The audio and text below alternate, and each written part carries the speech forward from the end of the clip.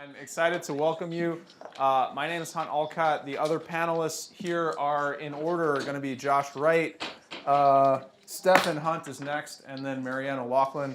And I will present last. Everybody's going to present for about 12 minutes, some thoughts they have based on their expert experience scaling up behaviorally motivated programs. And then we're going to have questions and discussion after that, at which point the four panelists will come up here.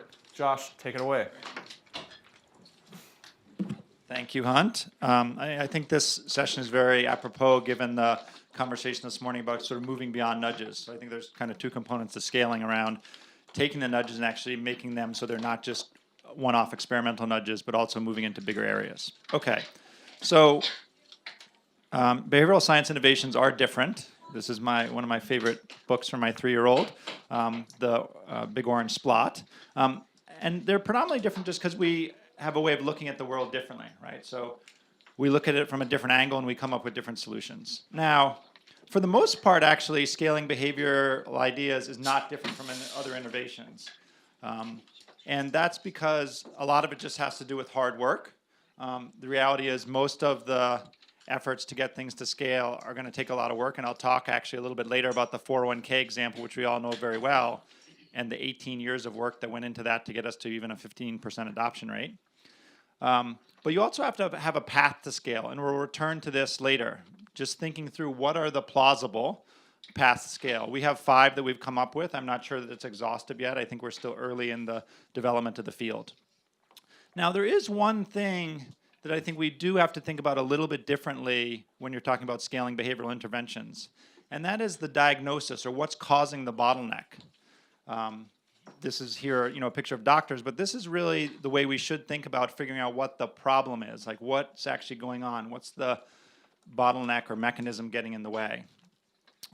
And the reason we have to care about that so much is because the context matters so much. This is the famous story of the B-17, which many of you may have heard already, which is really about this idea that context that the pilots are operating in matters so much. Alphonse Chapanis corrected this problem of pilots raising the landing gear in this very expensive aircraft during World War II, crashing to the ground by simply changing the knobs of the landing gear and the flaps. One got a triangular handle and one got a circular handle, and the problem basically went away. So the context matters so much, right? So we know that defaults in savings can be quite powerful. I'm not going to go into the details of this. You know this very well. 401k defaults, it works. Now, interestingly, some researchers tried to do this with low-income people at tax time to try to get them to save their earned income tax credit, defaulting them 10% into a savings bond. Interestingly, opt-in and opt-out were exactly the same, right? So you're saying, well, what's going on here? It all has to do with the context. What's the psychology of the 401k? Out of every 100 employees you ask, 68% self-report spending too little. 24 plan to raise their savings in the next 2 months, and then when you look at the administrative data, only 3% do. Right, so then what's the psychology going on with the ITC? They actually went back to low-income tax filers, and people could answer yes to more than one of these questions. The number one issue was that people already had a plan for how they were going to spend the money when they arrived at the tax site.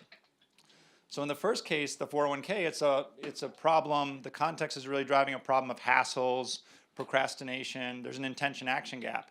Here, there's not an intention-action gap. There's actually an intention problem. People don't have the intention to save. So you'd have to do something totally different to actually be effective. Now, that's pretty stark, right? You say, like, well, Josh, those contexts are quite different. That's pretty obvious. Now, think about this context, right? So we've done a lot of work in college completion. Social belonging and college persistence actually, by the work we've done, and I'll show you the graphs in a second, but also some work that Jeff Cohen has done, has shown to be effective. But it's also not always universally effective. It's effective by some subgroups. And you can also imagine that colleges could be quite different. Like Jeff did a lot of his work at the University of Texas. This is at San Francisco State University. Is it going to be true for 2-year institutions as it is for 4? Is there some dynamic depending on how prestigious the university is, how heavily there's commuter students or not commuter students, right? So the college context could seem the same, but it actually could be quite detailed. And so this impact that you see around at San Francisco State University around students persisting and re-enrolling for the second year. And this is students that the university had already identified as high risk and were put into treatment and control groups. And we did a social belonging intervention with a video, and they wrote themselves social belonging and self-affirmations that got sent back to them in text messages. You can't be so sure that this is going to continue to work as you tried to scale it up.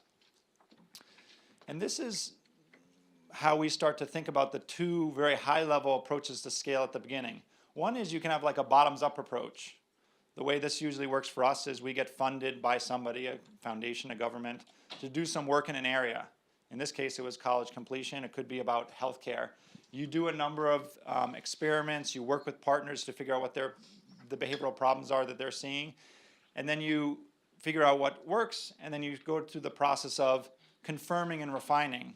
The other approach would be you could have some moonshot that you wanted to achieve, like 90% screening rates for colorectal cancer. You'd come up with a behavioral intervention. You'd go find partners. You discover that something worked with that partner. But the key thing is, in this red oval there is there's a lot of refinement that has to happen and retesting and making sure that it's going to work in multiple contexts. Now, there are some times where you should be less concerned about this issue, right? Where you don't have to worry about the diagnosis as much as you scale. And that's in situations where you have lots of darts, lots of opportunities. It's super low cost to throw the different darts. And you don't have to worry about things getting messed up operationally, right? So the classic example of this would be letters. This is a project that the Social and Behavioral Sciences team and Ideas 42 has lent people from the beginning to the Social and Behavioral Sciences team in the federal government, where they're just trying to get students who are in default or close to default to sign up for income-based repayments. And so they just adjust the emails. Now, they're now going back and scaling this up, sending it to lots of people who are suffering from the default problems and trying out lots of variations. And they actually don't have to spend a lot of time doing diagnosis because they can be like Capital One with credit card statements or credit card offers. They can try out lots of different variations, and it's quite low cost. But this is not actually that often the case. I mean, we hear about a lot of opportunities in government where it's about changing emails or letters. But when you get into more details of government programs and private sector nonprofits and for-profits, it's not so often that you have this situation. So then you want to think a little bit more from the beginning about paths to scale. So these are the 5 paths that we've come up with. The first is a change in federal policy or state or large state policy. So the 401k is a great example of this. But other things could be like the asset policy. If you wanted low-income people to save more money, there's actually this problem where you can fall out of eligibility for benefits if you accumulate too many assets. So that's one area, and I'll go into a detailed example of each one of these. The next is this idea that sometimes scale can be baked in. We see this often in government entities, but it doesn't have to be government entities. If you think in the financial inclusion space or the health space, if you partner with a large for-profit sector player, if you get them to pilot something and it works and then they do it with everybody that they're touching, that can often be millions of people. If you get JP Morgan Chase to change a product or do something differently, I don't know exactly how many customers they have, but it's tens of millions of customers. Or someone like the College Board is not a governmental entity. They administer the SAT. And then you can imagine that there's lots of opportunities based on that to send students information about filling out the financial aid forms or choosing a college. So that's the idea. And those 2 paths are in some way, I think, the easiest 2 paths. And that's often why we're drawn to government as a vehicle to try and scale ideas. But there's also a B2C strategy, which is when you're going to try and create something and go directly to the consumer. Now, I say here, build a business. That doesn't have to be a for-profit business. It could be a nonprofit. But it's the idea that you create some entity that's whole mission is to try to take that intervention directly to the consumer. And I would actually argue that you can argue about the social value of Facebook, but I would actually argue that Facebook is at heart a behavioral intervention and a behavioral company. But things like Dean Carlin's Stick or Even, which is a company that helps individuals manage variations in income level, so they kind of get a constant paycheck. Or Steve Wendell, who's here, formerly of Hello Wallet, now of Morningstar. Those are all situations where you're trying to create something to get it directly to lots of consumers. We actually think this is the most risky approach because there's actually often capital requirements. You need very talented people to build and start a new business. And going direct to consumer has its own risks in terms of getting adoption. The second is a B2B model, which is slightly less risky, but also still risky. And this is the idea that you're going to take those interventions and just make it super easy for whoever the players are that have the touch points with the consumer, and you're just going to do it for them. So I'll talk a little bit more about a suite of college completion services in a minute around that. And then the last one is simple replication, which is, I think, the way we often imagine that people are going to undertake, that scale is going to happen. That if we publish some great study, people are just going to be like, that is awesome, and everyone's just going to start doing it. And that very, very rarely happens. So replication requires a lot of communication, dissemination, and varying degrees of hand-holding with the people that you would want to replicate. So let's just run through quickly an example of this. The policy one is the 401k default history. I just wanted to put this slide up here because this is the reality. It's taken about 18 years. If you think back to when Mark Every at the Treasury Department wrote the first letter beginning to give companies the okay to do this sort of thing till 2013, when we were still only at 50% adoption rate. And we think of this as a huge success, and it has been a huge success, but it has taken a lot of time and effort, a lot of actually lobbying and advocacy work to get the regulations and the guidance correct. Okay, I've got 1 minute left, so I'm going to be quick here. This is the idea of the scale baked in. This is a government situation where you're trying to get military members to save more for retirement. These are the studies. You can read about them in the Social and Behavioral Sciences report. But basically, each one of these, the military then has adopted and is rolling out globally to their millions of service members. A B2B example, this is financial heuristics, some work that Antoinette Shore did to show that with microloans to entrepreneurs, you really need to boil down the education to some very simple rules of thumb. And we're now in India piloting, using that same insight, but then turning it into actually technology with text messaging and IVR messages. College completion services. We now know a lot about what makes kids successful and what behavioral levers we can try out. Soon, Alicia Fishbane from Ideas 42 will be publishing the report that shows the 15 studies. And you can imagine combining those things together and then selling it to universities. And then lastly, just think about replication. This is a very simple intervention we did around FAFSA re-enrollment and at Arizona State University. It's simple enough where people can just look at the letters that we redesigned, the chunking methodology, and they could do it themselves. Okay, great. Thank you.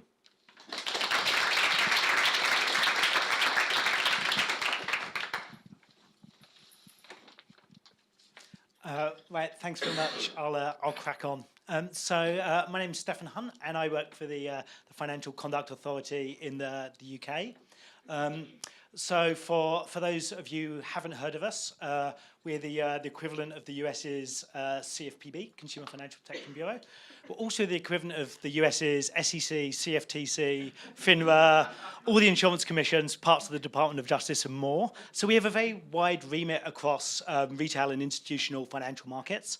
We also have competition powers as well as consumer protection powers and objectives. So that's actually quite important for regulating markets. So luckily, I think this slide, Josh has already done my job for me, and many of you will also be aware of the large literatures in retail finance. But why is behavioral science particularly useful? So people often find financial products very complex. They often involve risk and uncertainty, which is things that people struggle with. There's intertemporal trade-offs, such as with savings products or with loan products. And people find it very difficult to make those trade-offs. They often involve emotions, for example, like stress and anxiety and regret, which can make decisions very hard. And there's a bunch of other reasons as well. It seems with financial products you can measure things very well, and of course they're financial, so we can get numerical estimates of things, but actually I'll also come back to the question of measurement as well. And lastly, as Josh has definitely done this already, it's like the vast array of studies that already exist in retail finance is quite wide. So given the remit that we have and the large body of knowledge, we want to see how we could apply this to regulating, especially retail financial markets in the UK. So the first thing that we wanted to do was really understand the existing literature.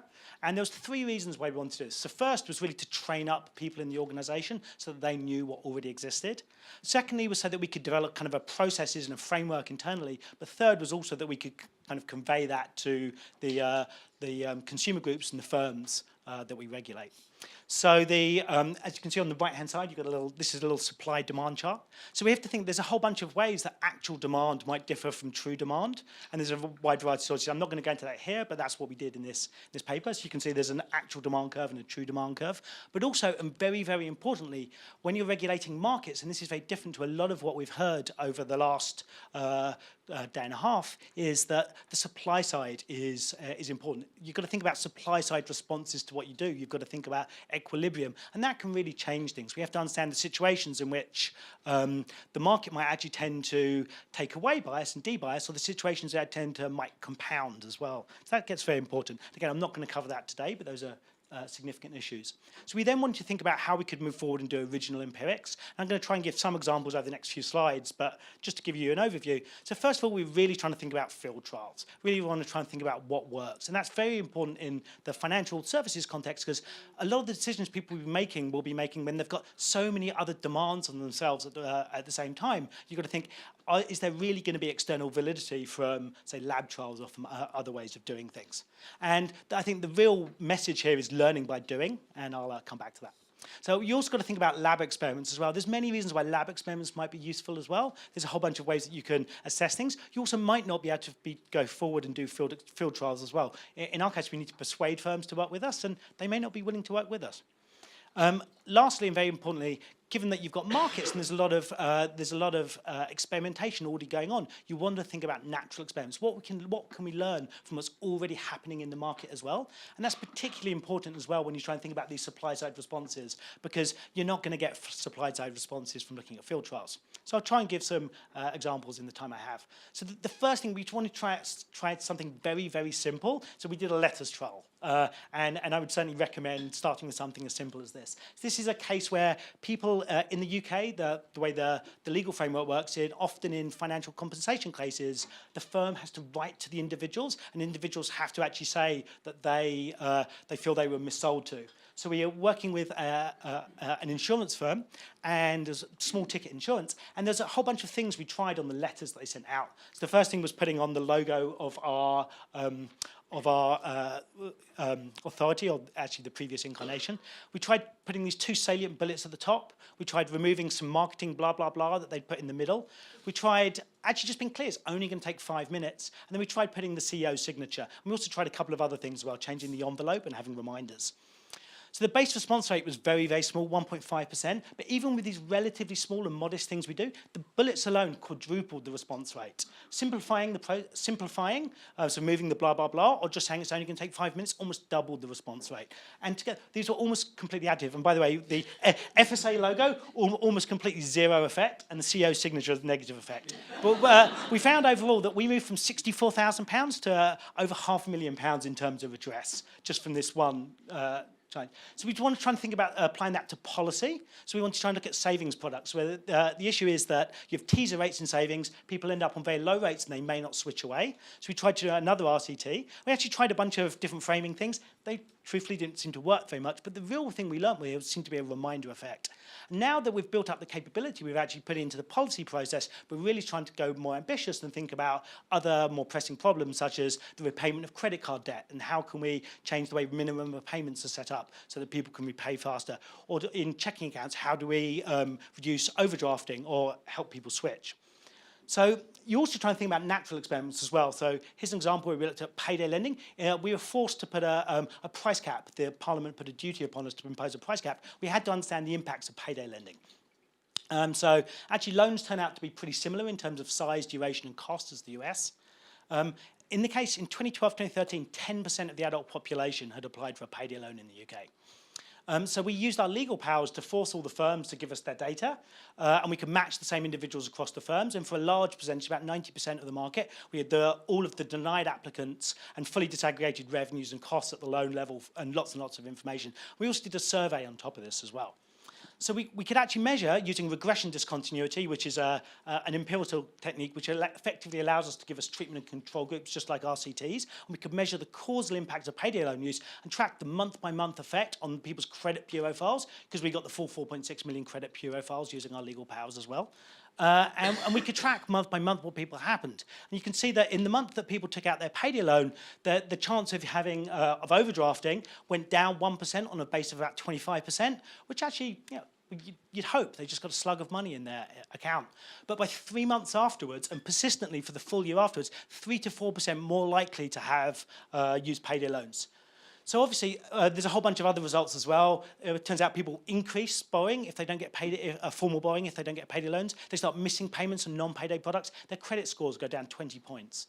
So we did the survey as well. We did the survey around the discontinuity. And we found that if there was no payday loan, most people actually just went without. The most popular other thing too was borrowing from friends and family. We found no effect on loan shark use, no impact on subjective well-being, financial distress. We also had a whole bunch of other questions as well, such as regret and these kind of things, and allowed us to paint a picture of what we thought was happening to welfare. And overall, it looks like people are worse off on the margin from taking out payday loans. So there's almost 10 studies that we've done since 2013. So where do we come to from that? So the first thing is, it's kind of dull, but it's very, very important to think about quality assurance. You've got to think about the processes, get them right. We've learned a lot by doing, but now we need to systematize that and make sure that we can understand, we can fit in the rest of the organization. So there's a whole bunch of things you need to do here. And organizations like Innovations for Poverty Action, the Poverty Action Lab, I'm sure Ideas 42 as well, have really, really probably at the forefront of thinking about these kind of issues. They're very important. We also have to think about the incentives of firms to participate with us. It cannot be that the firms, by their participation or not at all, or particular treatments or not at all, can bias how we might come out with our rules and our regulations. We have to think about that very carefully, and we do. So consolidating and building the research network has been very important. We now try to work with an academic in each of our studies, because we actually find that we get some really good ideas, creativity of treatments, or even with survey questions, and these kind of things can be very useful. So there's a whole bunch of theory and methods that you might want to use. We also find I'm primarily an economist, and we want to reach out beyond economics as well to psychologists, to people from other disciplines, and this really helps. So in the public sector, you're always dealing with very limited resource. So actually, this helps us leverage our resource as well. And over time, you're learning how to really create shared incentives, which can be very tricky because fundamentally we have different goals to academics. So in terms of sharing lessons, we've both been working domestically. There's a UK competition network and a sister authority of competition markets, so to help train other people up. There's so much learning from others, of course, in doing this, and there's two-way interaction with the behavioural insights team as well, where we learn from them, they learn from us. Internationally, there's the Consumer Financial Protection Bureau have got some great economists and psychologists as well. So actually going there, hearing from them, and then hearing from us, and understanding what we might do differently. We also run, we're vice chair of the G20 OECD task force on financial consumer protection, and we run this major work stream. We're trying to pull together the financial regulators from around the world and understand what can be done. What's the way forward? So in terms of using behavioural insights, so the way that the policy process works in the UK is that there's a wide variety of actors involved, and we would normally be quite downstream. At the end, we'd be waiting for kind of remedies to come to us, and we'd have some involvement, but maybe not so much. And over time, we've really realised if we really want to have impact, we need to be far more involved upstream in making sure that psychology is being considered right from the beginning when we're understanding the kind of failures and, of course, the behavioural market failures that might exist. In terms of the downstream policy design, we want to think about getting more creative and getting bolder in terms of what we've been able to do. A lot of the things that we've tried have been maybe not quite so bold and haven't always had as strong results as you'd like. And now that we've got the capabilities, we want to take them further. And very importantly, and this is a new line of work for us, we're just trying to make sure within more specific areas of the organisation, let's make sure that we really understand what already exists. So with advertising and marketing, do we already know the literatures out there, and are we making sure that our financial promotions team is fully abreast of that literature and is able to put it into the tools that they use and many other parts of the organisation, so the activities of the organisation are behaviourally informed. There's a bunch of technical challenges too. So one is selecting the optimal methods. And this is a lot based on the fact that we're resource constrained the whole time. We cannot do, and we should not do RCTs for every single thing. And there's lots of decisions we need to make. So we need to think about field trials, lab trials, natural experiments, but also maybe other less rigorous methods as well. We need to think about preferences. So in the payday example, that's probably the best example we've done of really trying to think about effectively a structural model of welfare and how can we get information that helps us really understand the errors. But this is very difficult, and I'm looking forward to Hunt's talk, where I think you're going to be touching on getting some of the costs of time and effort into thinking about things. Getting trials into cost-benefit analysis is very tricky. We've got to start thinking about external validity. How do we really understand what's going to be true? And in particular, these equilibrium effects. When you've got supply-side responses, how do we know that in the RCT, the results are going to come over? And lastly, we really want to use all of the above that I've just covered and really try and think about tackling some very thorny issues like switching. And switching is something that we're finding very hard to really get people moving on very much. Thank you.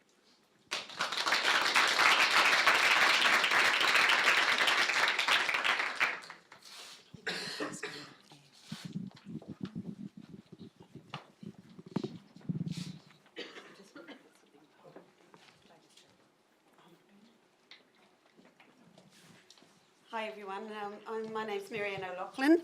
I'm the Deputy Secretary, New South Wales Department of Premier and Cabinet.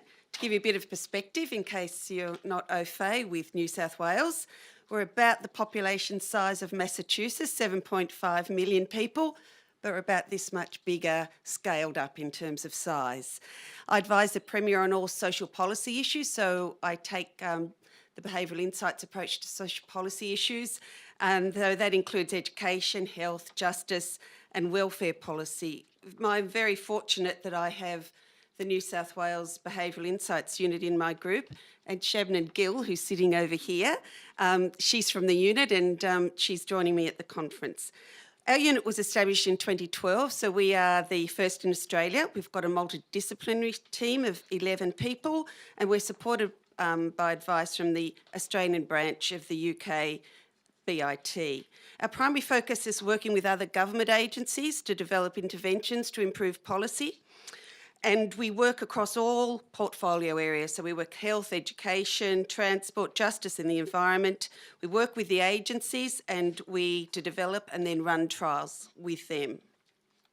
So what I'm going to look at today is our experience in scaling up as we've moved and developed our behavioural approaches from more simple to more complex policy problems. So let's begin at the beginning, and like most BI teams, I guess, we started applying behavioural insights in simple ways, such as changing the way government communicates, particularly in things like paying taxes, fines, going to medical appointments. So we think we're quite adept at that and how that works. But we have a really interesting example of, I think, why it's so interesting. It's a very simple nudge, but actually the policy impact is more than simple, if I can put it that way. What we did was we call it social housing, so it's people in government housing and people who are behind in their rent. So we had an example, a trial of sending text messages to people to remind them to pay their rent. It was very, very successful. We also trialled a number of different approaches and found that sending different proven messages to the same person was more effective than one message and more effective than the same message twice. So although, as I say, that's pretty simple and it's an extremely inexpensive policy to implement, but not only does the government recover unpaid rent, which is great for the government, but the person or the family avoids eviction, which is a really significant impact. Next, we moved into trialling more complex behavioural interventions. And a good example here was we were supporting injured workers to return to work faster. And this was built on the UK BIT experience of getting people on welfare back to work. We ran a trial with the Department of Education and their insurer, Allianz, to better support injured teachers to get back to work. Now, getting back to work in a shorter period of time is a better outcome for the workers, both in terms of their well-being and obviously also in terms of their income. We looked at the system that was in existence, and there were a lot of problems with it, and they were working against a swift return to work. There were a lot of really hard to understand written communications, pages and pages and pages. Injured workers were very passive in the process, And the insurance company's caseworkers were driven by compliance and process instead of outcomes. So we trialled a number of interventions. We focused on reducing and simplifying communications, which was a really important part of it. But we also more positively framed the messages around health, return to work, rather than before it was all about injury management. And also the injured workers took a much more proactive role in their recovery, including we got them to make a plan and think through the stages for helping them get better. The trial was a success, and the intervention group got back to work 27% faster than the control group within a 90-day period, and important differences emerged from about 7 days, so very early on. It also had a very positive effect on job satisfaction for the caseworkers. They enjoyed the much less compliance-driven approach, and of course there were savings to the insurer. So the insurer Allianz was so pleased with the results that they now scaled up that successful intervention across its entire business. The return to work trial was an example of scaling up across a single system of the insurance company. With the BI unit, we are now working on, as well, more complex policy problems, which span much broader contexts, such as childhood obesity, child protection, and domestic violence. And today I'm going to focus on domestic violence, which is an all too common crime in New South Wales as across Australia. Our work here, we're still developing our work, so we've yet to implement it, although this year we're going to be implementing our interventions, but we've done a lot of the research and development. But so what we're aimed at in the project is reducing domestic violence reoffending. So the best available data is there's a 15% rate of reoffending within 12 months. The data also shows that reoffending occurs very quickly after a defendant has first been charged. 7% within 24 hours, 20% within 2 weeks, and more than 50% before the court hearing and before the court orders are finalised. And that takes on about an average of 4 months. But currently most domestic violence interventions are actually at the back end, after the court hearing, so 4 months or more down the track. So in the BI unit, we're working on earlier interventions to reduce that reoffending. And here we're targeting 3 goals. The first goal is to improve the offender's compliance with what in Australia are called apprehended domestic violence orders, or ADVOs. So these orders are usually made when a person is first charged with a domestic violence offence, so long before they've gone to court, they're put on an order. That order puts strict conditions on how and where a defendant can contact a victim. For the majority of the victims, the court orders are really effective in reducing, eliminating negative behaviours such as physical assault, stalking, verbal abuse, intimidation. But breaches are very common. So we're trialling a number of ways to increase compliance. The first thing we did was translate the current court orders into plain English. They were extremely difficult to understand.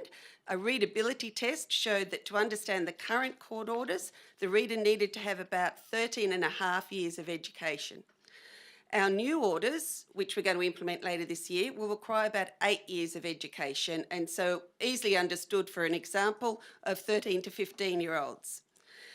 But we're moving beyond just simplifying the court orders to include behavioural messages on the court orders to challenge the normalisation of violence in some communities. We also found in our field work that highlighting the impact on their children had a significant impact on some offenders. So I'm just going to illustrate an example of the new message on a domestic violence court order. I'll read you one. It says, "Most relationships do not include fear, control or violence. You are now part of a minority of people who has one of these orders, and this is recorded on the New South Wales police system.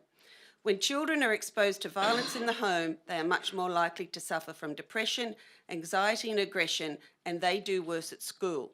Many people take this as the turning point." And then we give some contact numbers for people to call if they want to follow that up.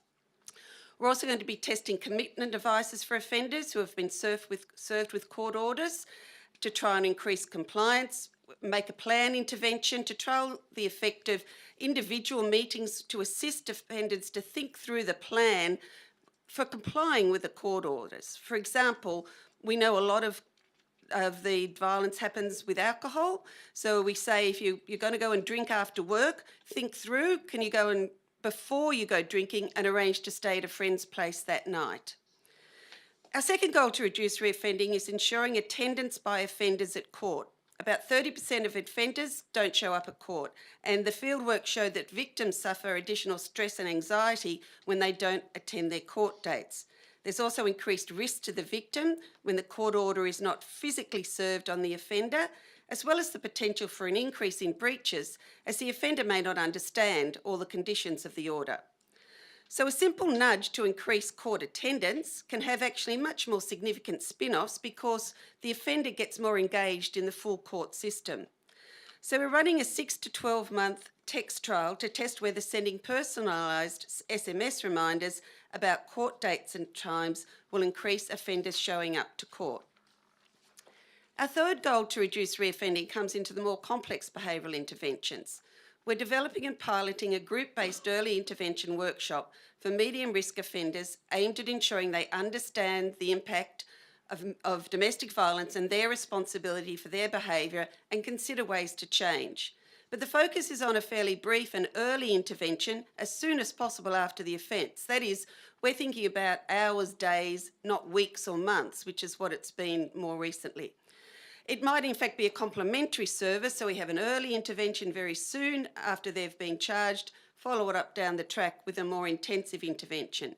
So what we're thinking at the moment would be similar to what a program in the UK, which is called the Domestic Abuse Awareness Raising Course.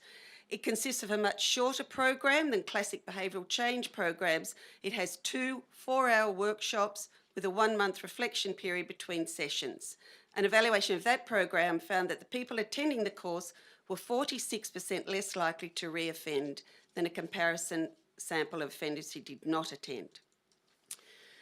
I'd just like to conclude my talk today with these are very personal reflections because, as I say, the Behavioural Insight Unit, I'm lucky it's in my area, but I'm not the one that runs all these trials. I'm just lucky enough to be working with the team. But I want to come at it from a perspective of a public policy practitioner, and I underline that very strongly. People may know, most people in this room have heard of Senator Daniel Patrick Moynihan, and he was a great social policy legislator in the US. He was a US Senator for 35 years. Senator Moynihan once said, if you don't have 30 years to devote to social policy, don't get involved. Now, the thing is, when I thought about this quote, I have devoted 30 years to social policy. And when I think about this period, I can think of great things we've done. We've put some great social policies, enabling policy, access to services. We have universal health care, great childcare access. We have great increase in children going to end of school. Macro policies, we've really done it really well. But I'm really despondent about how ineffectual social policy's been in addressing some critical problems. So in Australia, as a nation, we've had 25 years of economic and employment growth. We dodged the Great Recession. And we've increased constantly already significant investment in all manner of social programs. But we still have Australians in entrenched economic and social disadvantage, and we still face the relentless problems of domestic violence and child abuse. Recently, David Halpin wrote about behavioural science. Ultimately, our ambition should be more than about scale. It's about impact. It's time for us to move beyond getting taxes paid on time and getting people to the gym, important though these are. It's time to challenge the behavioural science community to take on some of the biggest and seemingly intractable challenges of our time. Behavioural science is helping us take on domestic violence. I went through the things we're doing, but recall that these interventions are aimed at reducing reoffending. The damage has already been done. The harder questions taunt us, such as how to prevent it in the first place. We must, if you like, nudge upstream in policy terms. We must get closer to the source of the problem. But moving upstream ratchets us up the degree of difficulty. Our sphere of influence becomes less direct. We have less control over how our interventions will work in context.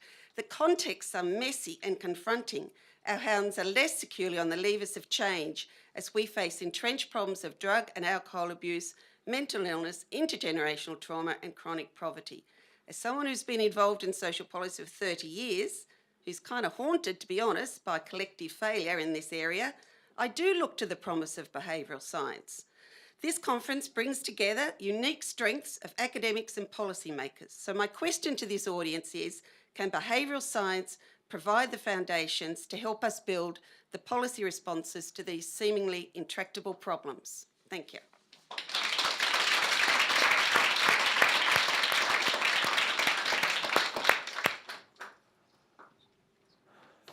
I don't need that, but I do need the clicker. Perfect. Thank you very much. Thanks, Tricia.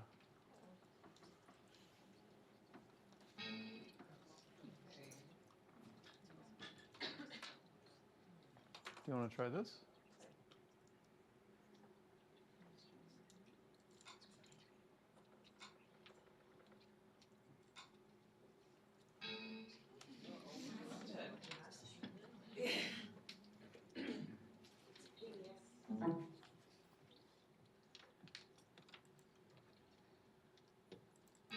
It's got a PDF extension on it. Yeah, it's a PDF file, not a PowerPoint. Oh, yeah.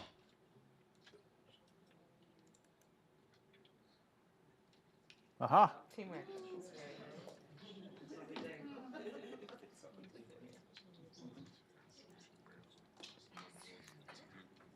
Fantastic. Well, thanks very much. My name is Hunt Allcott. I'm a professor at New York University in the economics department. I am also affiliated with Ideas 42 and Poverty Action Lab and some other folks that you see on this slide. And I wanted to come and talk about cost-benefit analysis for nudges. And just to fix ideas about why this is important, imagine a thought experiment. You've got $1 billion in societal resources. Should you develop a wind farm? Should you send home energy reports? Should you run a public health education campaign? Should you fund retirement savings? Should you do something else? And to answer this sort of question, you want to compare benefits and costs. You want to ask, how do I get the most societal benefit for your $1 billion? And so this is, I think, one of the core questions that you'd want to ask in a session on smart scaling. Before we scale something up, we want to do the cost-benefit analysis. Now, the problem is that benefit-cost analysis with nudges is particularly hard. And so instead of doing a full cost-benefit analysis, what we often do is what I yesterday called a cost-effectiveness heuristic. So in other words, we'll maximize behavior change per dollar of implementation cost. We'll take a behavior maximization approach as opposed to a welfare maximization approach. So the sort of logic that you see sometimes is intervention X caused large behavior change and was cheap to implement, and so policymakers should broadly adopt it. So here are the categories of problems that this sort of logic generates. First, it doesn't attempt to actually quantify the benefits and costs of the behavior change. So I'll give you a controversial but I think very real example. When you nudge people to smoke less, people lose the pleasure of smoking. If the pleasure of smoking is very, very small, then there's a huge benefit to having people quit smoking. On the other hand, if there's some larger pleasure of smoking, then when we get people to quit smoking, the net benefits are going to be much smaller. A second category of problems with my behavior change cost-effectiveness heuristic is it ignores any direct impacts of the nudge itself. So if I send reminders, are my reminders annoying? Or to come back to another controversial cigarette example, if I have graphic cigarette warning labels, are those aversive? Is it, in some sense, reducing my utility just by seeing the warning labels? A third category of problems is that it becomes very difficult to compare across outcomes. So let's say I've got a great intervention that helps people to quit smoking, and I've got another great intervention that helps people to save energy. How do I decide if I have limited resources, which one of those to focus on? As another example, how do I compare an intervention that generates 3 trips to the gym per dollar versus another intervention that generates 40 gallons of water saved per dollar? So what I want to do now is go into a particular example, a paper that I wrote with Judd Kessler from Wharton, who's a great guy. Some of you guys know him. And we took home energy reports as a case study, introducing a new way of doing cost-benefit analysis for nudges. And so I think many of you guys know what home energy reports are. The core thing is what you see at the top of this graph, or top of this page here. You send letters to residential electricity or gas consumers, and you compare their energy use to that of their neighbors. So this person is doing slightly better in the sense of slightly less energy use than his average neighbor there in the all neighbors bar, but he's not quite as efficient as his quote-unquote efficient neighbors, which is the 20th percentile of his neighbor comparison group. So we got a smiley face. The letters are trying to convey that more savings, more conservation is good. So I mentioned a slide ago this cost effectiveness heuristic, and I want to introduce how it's been used in this context and why it misses some important things. Now, I'm going to argue that this is wrong, and so I don't want to name any names, but I'm going to take a slide from a paper written by someone in the Journal of Public Economics. And what this someone, unnamed person did is he or she looked at the first 17 O-Power programs, which are named with codes here, first 17 O-Power programs, and stacked up the cost effectiveness of each program in cents of program implementation cost per kilowatt hour of electricity saved. And so these are all in the 2 to 3 to 4 cents per kilowatt hour saved, and that turns out by this cost effectiveness standard is very highly cost effective. I'm going to argue that this person was missing a lot of things with this approach. And just to be clear, it wasn't just this Allcott guy. Lots of nudges are analyzed in this sort of way. So if I have a nutrition improvement program, I can say, well, or a smoking cessation program, I got 500 people to quit, and it cost me $1,000 or $20,000 in program implementation costs. And those are the sorts of statistics you see a lot. Okay, in this context, what's wrong with that? We're missing at least four categories of costs. The first is if the savings were generated through making a physical capital investment. So I saved energy because I bought a new air conditioner. That costs money. Second is time cost. So I'm saving energy because I'm turning off the lights or adjusting the thermostat or remembering my mom used to walk around the house every night and unplug all the appliances, which can save energy but took her time. Third is changes in comfort. So as I'm adjusting the thermostat, I'm living in a hotter room or a hotter house in the summer. And the fourth category is emotional benefits and costs. So I might be inspired to conserve energy, or I might be guilted into conserving energy. And that could be a positive or negative utility effect. And what I want you to see is these are very real. They're generating the savings. Nowhere do they enter this picture, right? Because this is tallying up cents of program implementation cost per kilowatt hour saved. So these could be really large costs. Some of these could be positive benefits, not going into the cost effectiveness heuristic calculation. And now those of you who don't work in energy can think about, with the cost effectiveness heuristics that are being used in the nutrition or smoking or health or other contexts, what's being missed. So with Judd Kessler, I worked on an experiment that attempts to incorporate some of these costs. And let me give you the basic intuition for what we were trying to do. We wanted to use willingness to pay, to be nudged, as a metric of as a holistic measure of how much consumers value the nudge. So the idea is, I'm going to send Stefan 4 home energy reports, and then I'm going to ask Stefan, we can send you 4 more.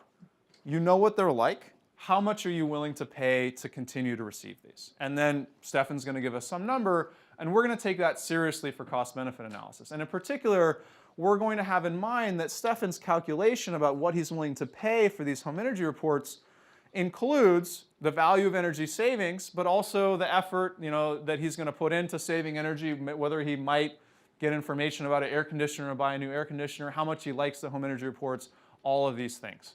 This is going to be a controversial assumption. You might imagine lots of reasons why willingness to pay might not be a full measure of consumer surplus, and so that's one of the costs of taking this approach. Our view was, at least in the O-Power context, that this was a reasonable design. So here's what we did. Again, we sent people 4 home energy reports in the heating season of 2014-2015. This was in partnership with O-Power and a utility called Central Hudson Gas and Electric in New York. After the 4th report, we asked people, how much they were willing to pay to continue to receive home energy reports via a survey that looks like this. It says, tell us what you think. We've been sending you home energy reports. Fill out this survey below. Here's what the survey says. Question 4 is one to focus on first. It says, which would you prefer, 4 home energy reports plus a $10 check, or just a $10 check? And so if you value these at any positive amount, you would choose on the left here. The last question is, which would you prefer, 4 more home energy reports plus a $1 check, or a $10 check? So here, if you're going to choose home energy reports, you need to really like them because you're giving up $9. At the top, which would you prefer, 4 more home energy reports plus a $10 check, or a $1 check? So if you're choosing a $1 check, you're telling us that you're giving up $9 to avoid being nudged. We're allowing you to have negative willingness to pay for these. So here's what we find. This is the distribution of willingness to pay for those next 4 home energy reports in terms of percent of respondents in this New York, upstate New York population. About 30-some% of these guys are weakly negative. The rest are weakly positive. And so I want to notice I want to build on 2 features of this graph. First is there's a lot of dispersion. A lot of dispersion. Some people love this. A few people really hate this. The second is the average of this is about $3. And so let me start with that $3 observation. And so this means that on average, consumers are getting $3 of value from the home energy reports. Now let's put this into a welfare calculation, a full benefit cost analysis. There are 4 parts of the benefit cost analysis for these home energy reports. And I'm putting this in dollars per household for the next 4 reports. Over here are 2 benefits, and over here are 2 costs. The first benefit is the benefit that consumers perceive, and I told you that this was $3. This is the average willingness to pay. But that's only one part of the calculation. The other part is, well, we're saving energy, and energy generates negative externalities. It generates climate change. And so when I save energy, I'm reducing that, and that's valued at about $2 in terms of the average savings that we'll see.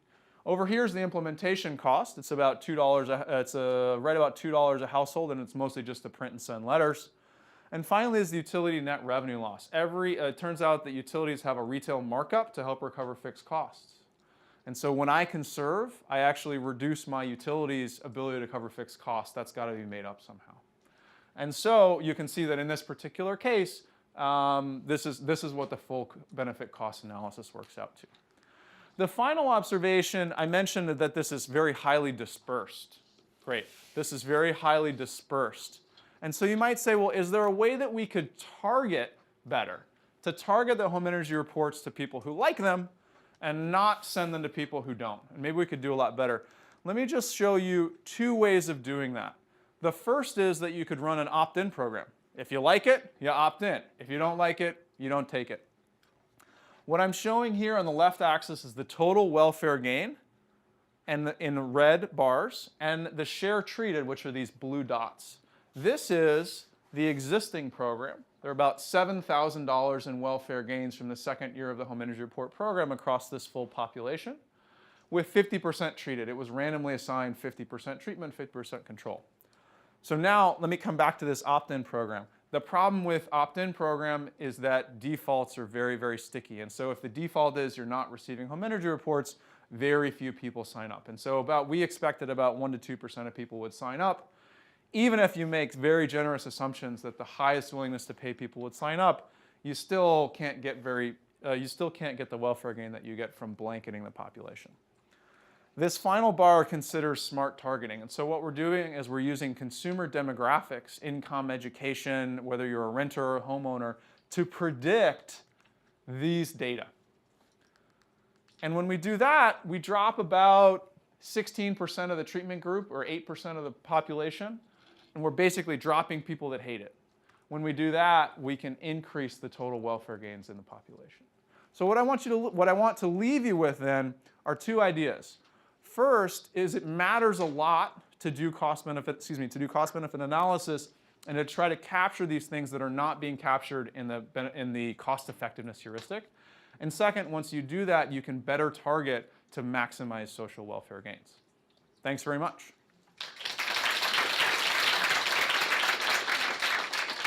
And so what we'll do now is we'll bring our panelists up here, and we will take questions from the audience.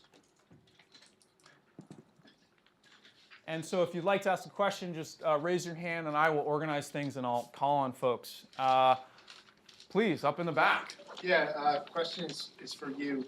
So in the intervention where you were giving multiple options of reports and a combination of different monetary benefits, did you randomize the ordering?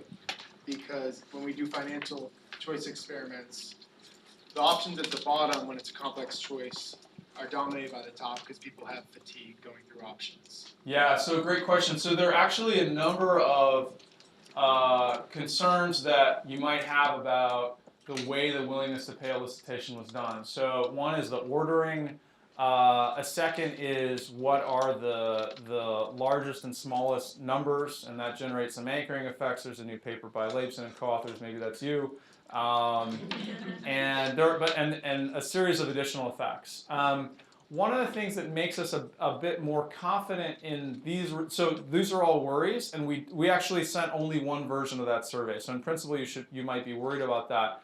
One of the things that generates additional confidence for us is that we also did a phone survey, and there's some households that actually answered both on the phone and via paper, probably because it was the husband that answered one and the wife that answered the other. And so do you expect these to be correlated, not necessarily the same? What we see there is the average responses for those two are statistically and economically very similar, and the phone survey design was very different.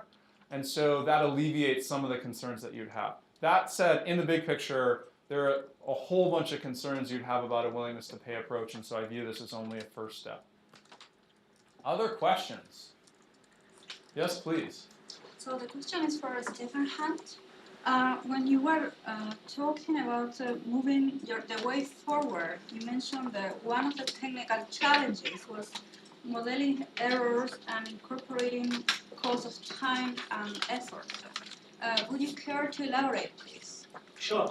This definitely relates to what Hunt was talking about as well. So I mean the time costs and effort costs. I mean we've done some.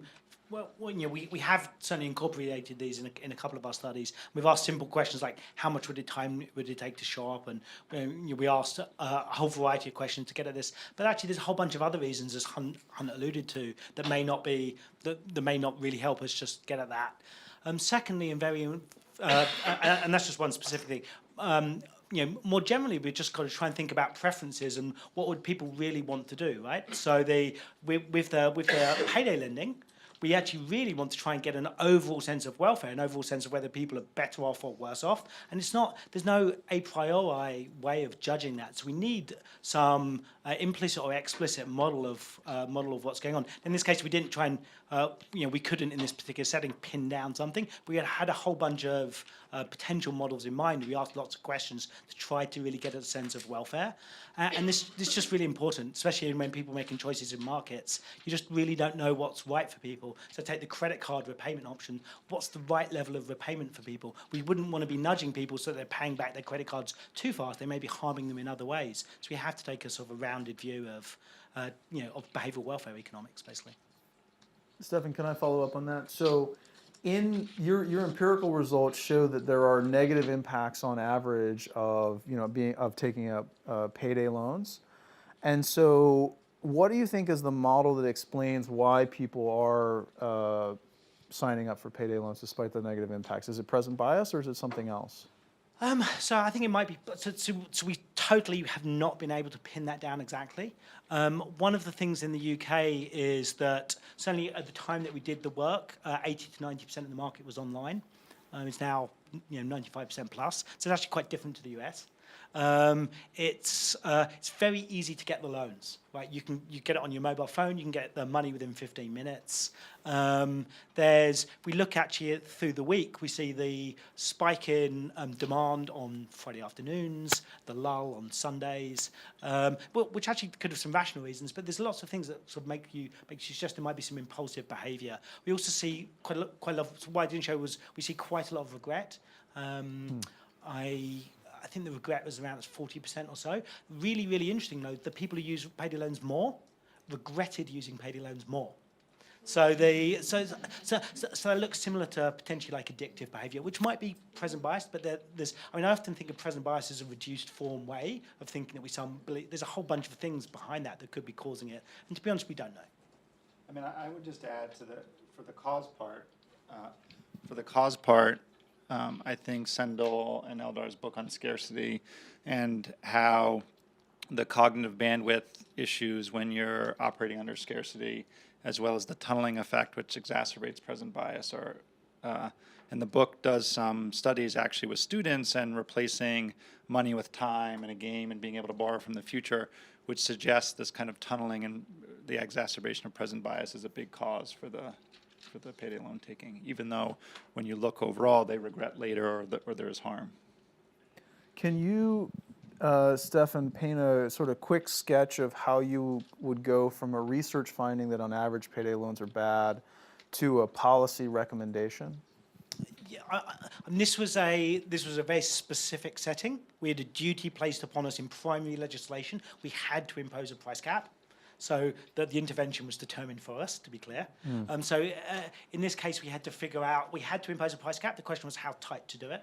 And obviously the structure, there's lots of different aspects to price. How do we do that? So we used this, so I've only showed the demand side. We actually had, the actually harder piece of the work was doing the supply side modeling. So we actually literally modeled, turns out they think about expected customer lifetime profitability. The chance of coming back is so much that firms are willing to lend to people certainly in excess, and I can't say the specific amounts, but in excess of 50% chance of defaulting on that first payday loan. Now, they're going to take massive losses on that. And the reason they're willing to do that is because people are coming back over time, right? So you have to be able to model expected customer lifetime profitability. So once you do that, we've got the supply side model, the demand side model. You just try and build up all the different costs and benefits, and you try and look at, for different kinds of structures of the price cap and different kind of levels, taking account that you might have other effects as well. How tight did we want to go? We literally, we decided on a structure for a bunch of reasons, and then we literally had the full scale. We had estimated costs and benefits for all the different, and then we decided how tight we wanted to go. And in this case, it was the supply side modeling, and there was some extra stuff where we tried to think about supply side responses as well. The real concern was that if we tightened it more than we did, we actually just might see almost complete exit in the market. There might be down to 2 or 3 firms, and certainly as an initial step, we didn't want to do that. And so what we did make it bind, made it bind considerably, but then we actually then committed to review it, and we actually got a review process coming up for the price cap as well. Very interesting. Could I just add one thing? Yes, please. Just because the CFPB has gone through a similar process here in the U.S. They did similar research, although different, in looking at the data. Did look and see that people repeat and take payday loans out over and over again, and then credit scores fall, and there's detrimental. And they now have, if you wanted to see an alternative approach, and I'm not saying one approach is better than the other, because I think the CFPB's approach has some challenges also, but they now have a proposed rule out there, and their approach has much more been, the heaviest part of it is that there's going to be an underwriting process. Basically, the financial institution or financial entity has to make sure that the person has the ability to repay, and the conjecture is that basically will be too costly for most of the entities to do, and it will basically shut down payday loans in the U.S. So it's just an alternative approach. I'm not sure. I don't have a say on which one's better or worse. The CFPB is specifically disallowed from imposing price caps, by the way, so the only states can try. Great, yes.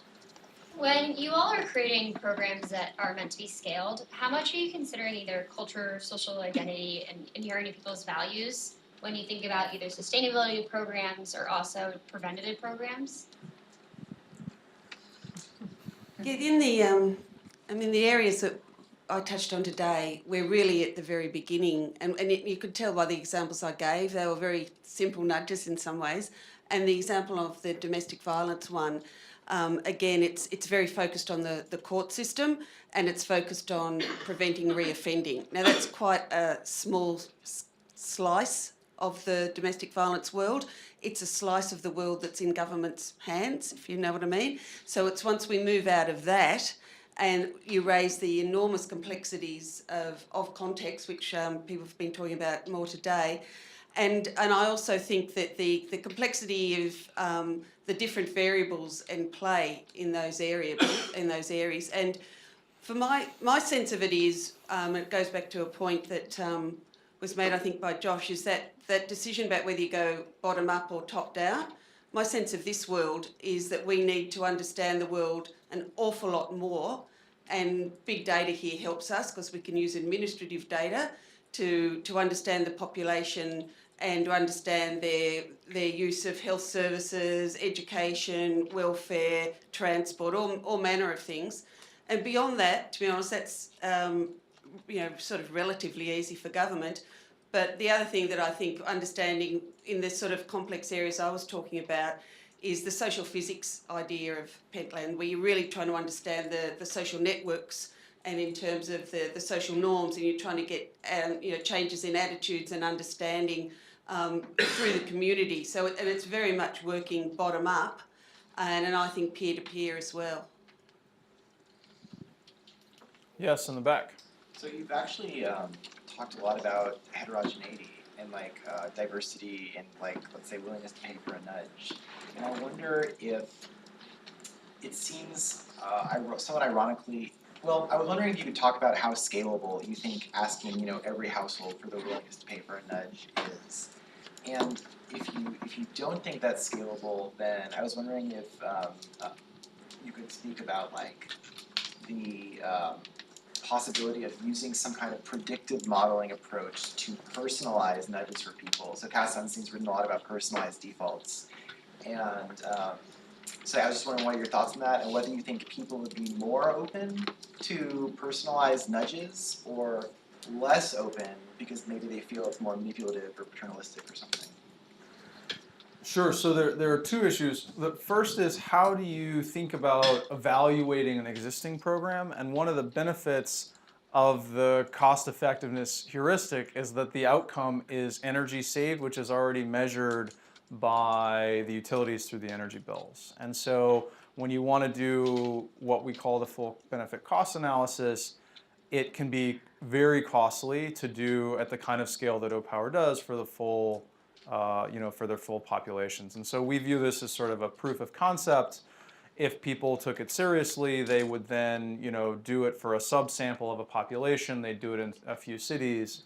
That would be sort of how that scaling would go. In terms of targeting, that can be done, I think, as you suggest, again, with a small sample survey. Once you have enough of a sample that you have a sense that there are reliable predictions that these types of people like being nudged, these types of people don't, then in principle you can, within the usual concerns about extrapolation, you can start to extrapolate those models elsewhere. Yes? This is a more general question. I've heard some people who have been working with interventions say that while you're designing or actually devising a prototype, you shouldn't worry about scaling yet. Otherwise, this might constrain your mind. What are your thoughts about that? Is it, I don't know, it makes it harder later on.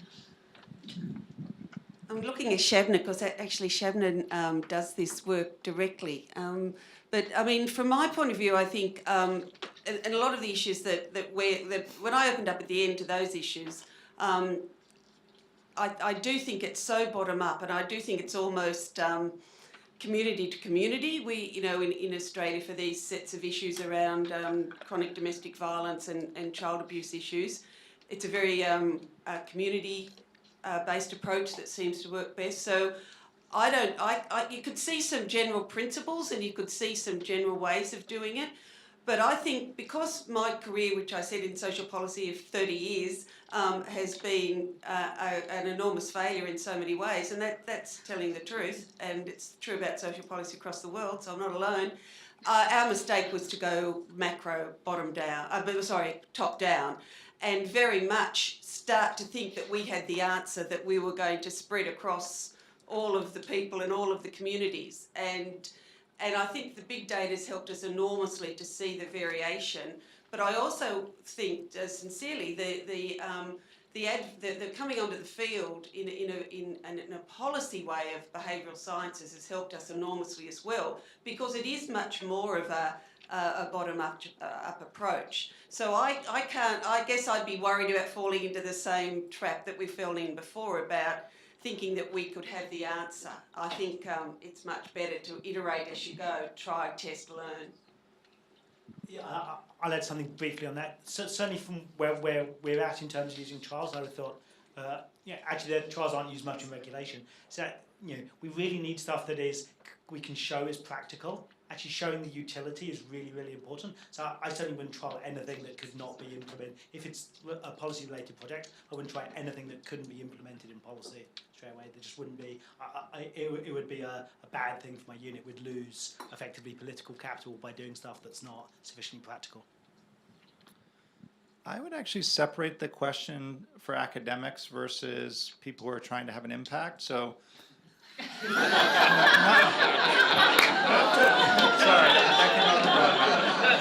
but when you think about the primary purpose of academia, their primary goal is not to have a large impact at scale. That's not the primary goal, right? The primary goal is to find new foundational understandings about how humans behave.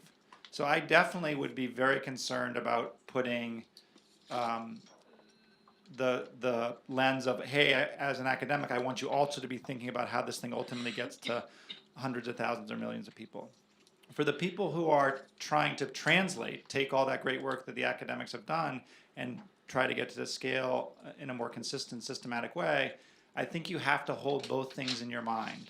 So part of the reason we've developed that 5-path framework is that we want people, as they're developing the interventions, at least to be having that in mind. Now, it might be that in the prototype process, for cost reasons or feasibility reasons, you might come up with something that couldn't scale. For example, you think about Phil Oriopoulos' and Bridget Terry Long's test around providing help for people filling out the FAFSA. Now, they're academics, but they're not envisioning, I don't think, that all of a sudden the solution is that we should provide help to everybody to do the FAFSA necessarily.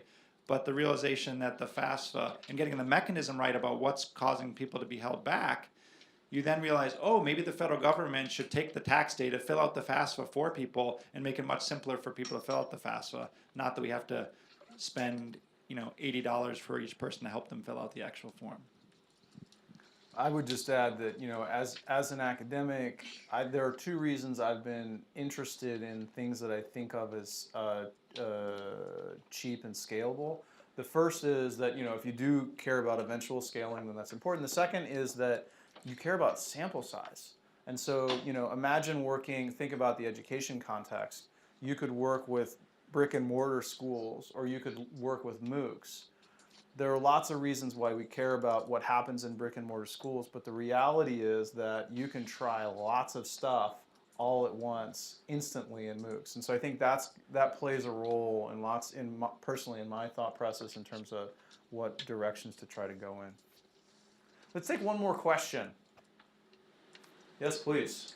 Thinking about the Australian example, and looking up also upon what you were talking about the cost-benefit analysis, it would be really interesting next year to have you come back and have implemented something on the offended person's side too, so that we can measure the cost-benefit on working with the offender and working with the offended person.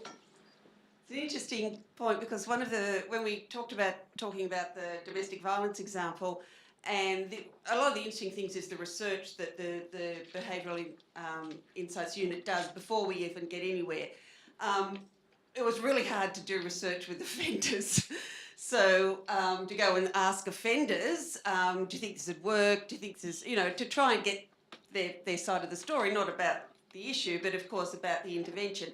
We did talk to their lawyers, and we did talk to sort of the court people around them, but it is an interesting point. I want to say one thing about cost-benefit analysis, though, when you say it in those rather clinical, here are the costs, here are the benefits, and A plus B and whatever.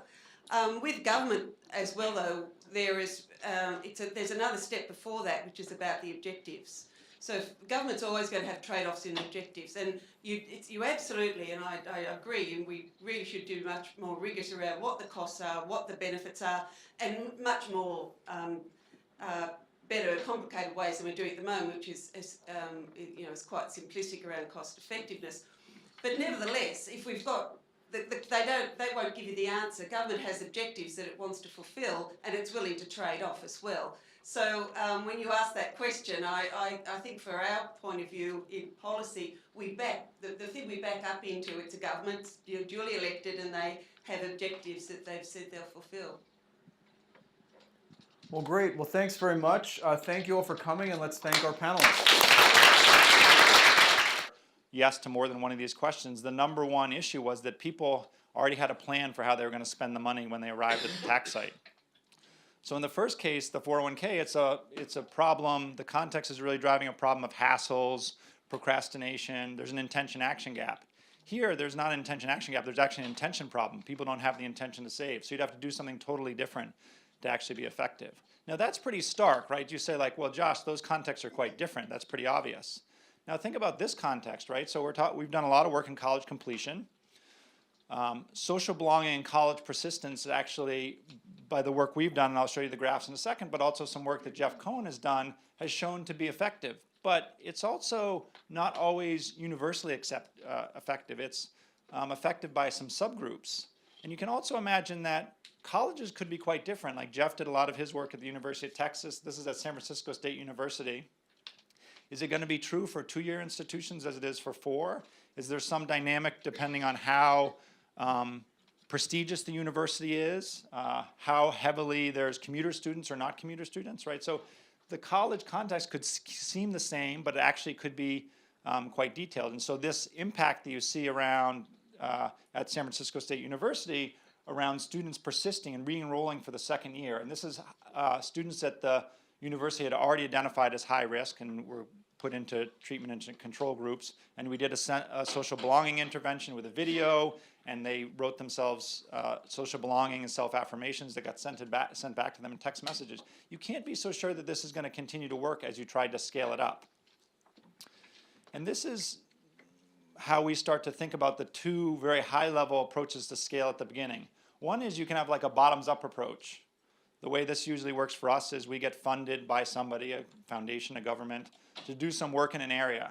In this case, it was college completion. It could be about healthcare. You do a number of experiments. You work with partners to figure out what the behavioral problems are that they're seeing. And then you figure out what works, and then you go through the process of confirming and refining. The other approach would be you could have some moonshot that you wanted to achieve, like 90% screening rates for colorectal cancer. You'd come up with a behavioral intervention. You'd go find partners. You discover that something worked with that partner. But the key thing is, in this red oval there's a lot of refinement that has to happen and retesting and making sure that it's going to work in multiple contexts. Now, there are some times where you should be less concerned about this issue, right? Where you don't have to worry about the diagnosis as much as you scale. And that's in situations where you have lots of darts, lots of opportunities. It's super low cost to throw the different darts. And you don't have to worry about things getting messed up operationally, right? So the classic example of this would be letters. This is a project that the Social and Behavioral Sciences team and Ideas 42 has lent people from the beginning to the Social and Behavioral Sciences team in the federal government, where they're just trying to get students who are in default or close to default to sign up for income-based repayments. And so they just adjust the emails. Now, they're now going back and scaling this up, sending it to lots of people who are suffering from the default problems and trying out lots of variations. And they actually don't have to spend a lot of time doing diagnosis because they can be like Capital One with credit card statements or credit card offers. They can try out lots of.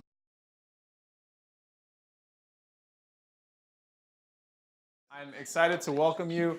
My name is Allcott. The other panelists here are in order going to be Josh Wright, Stefan Hunt is next, and then Marianne O'Loughlin.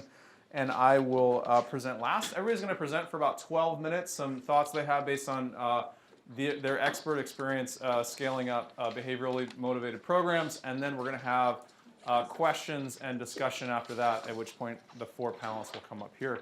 Josh, take it away. Thank you, Hunt. I think this session is very apropos given the conversation this morning about sort of moving beyond nudges. So I think there's kind of 2 components to scaling around taking the nudges and actually making them so they're not just one-off experimental nudges, but also moving into bigger areas. Okay, so behavioral science innovations are different. This is one of my favorite books for my 3-year-old, the Big Orange Splot.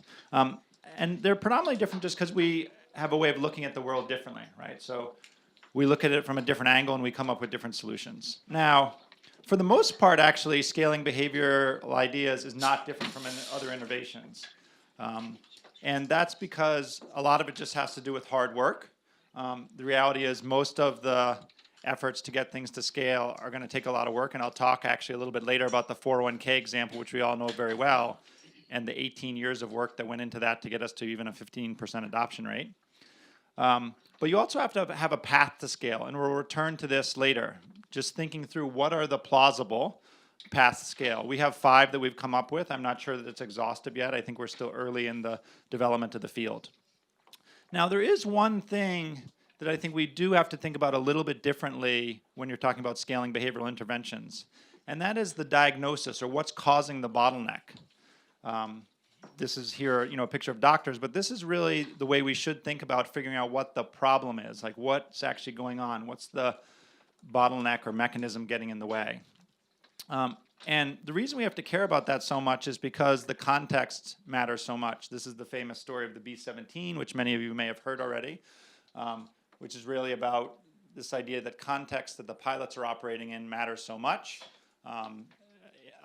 Alphonse Chapanis corrected this problem of pilots raising the landing gear in this very expensive aircraft during World War II, crashing to the ground by simply changing the knobs of the landing gear and the flaps. One got a triangular handle and one got a circular handle, and the problem basically went away. So the context matters so much, right? So we know that defaults in savings can be quite powerful. I'm not going to go into the details of this. You know this very well. 401k defaults, it works. Now, interestingly, some researchers tried to do this with low-income people at tax time to try to get them to save their earned income tax credit, defaulting them 10% into a savings bond. Interestingly, opt-in and opt-out were exactly the same, right? So you're saying, well, what's going on here? It all has to do with the context. What's the psychology of the 401k? Out of every 100 employees you ask, 68% self-report spending too little. 24 plan to raise their savings in the next 2 months. And then when you look at the administrative data, only 3% do. Right? So then what's the psychology going on with the ITC? They actually went back to low-income tax filers, and people could answer different variations, and it's quite low cost. But this is not actually that often the case. I mean, we hear about a lot of opportunities in government where it's about changing emails or letters. But when you get into more details of government programs and private sector nonprofits and for-profits, it's not so often that you have this situation. So then you want to think a little bit more from the beginning about paths to scale. So these are the 5 paths that we've come up with. The first is a change in federal policy or state or large state policy. So the 401k is a great example of this. But other things could be like the asset policy. If you wanted low-income people to save more money, there's actually this problem where you can fall out of eligibility for benefits if you accumulate too many assets. So that's one area, and I'll go into a detailed example of each one of these. The next is this idea that sometimes scale can be baked in. We see this often in government entities, but it doesn't have to be government entities. If you think in the financial inclusion space or the health space, if you partner with a large for-profit sector player, if you get them to pilot something and it works, and then they do it with everybody that they're touching, that can often be millions of people. If you get JP Morgan Chase to change a product or do something differently, I don't know exactly how many customers they have, but it's tens of millions of customers. Or someone like the College Board is not a governmental entity. They administer the SAT, and then you can imagine that there's lots of opportunities based on that to send students information about filling out the financial aid forms or choosing a college. So that's the idea. And those two paths are in some way, I think, the easiest two